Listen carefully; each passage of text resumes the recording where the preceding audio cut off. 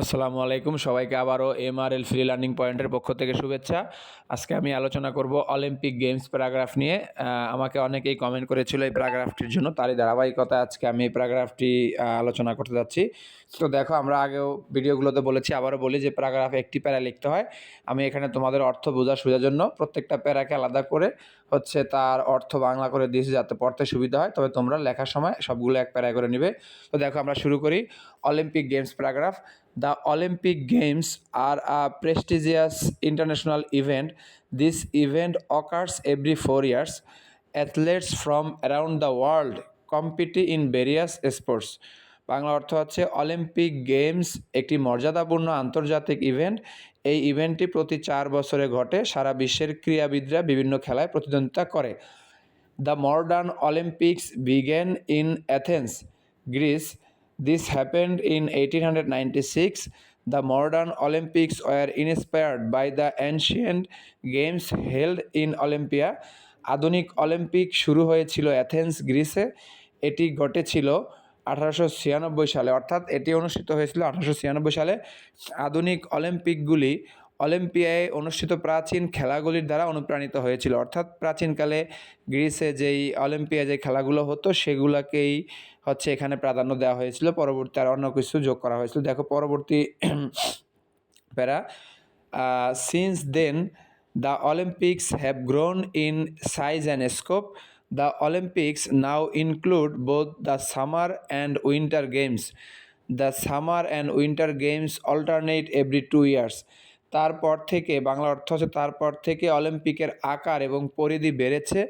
অলিম্পিকে এখন গ্রীষ্মকালীন এবং শীতকালীন গেমস উভয় অন্তর্ভুক্ত।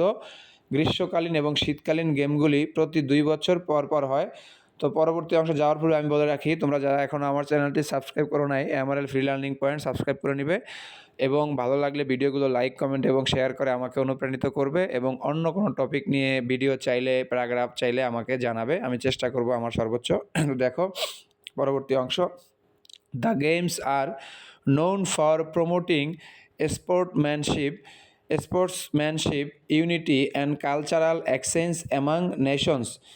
এই গেমগুলি অর্থাৎ খেলাগুলি খেলাধুলার চেতনা, ঐক্য এবং জাতিসংঘের মধ্যে সাংস্কৃতিক বিনিময় প্রচারের জন্য পরিচিত। এরপরে significant moments in Olympic history included the introduction of the Winter Games in 1924.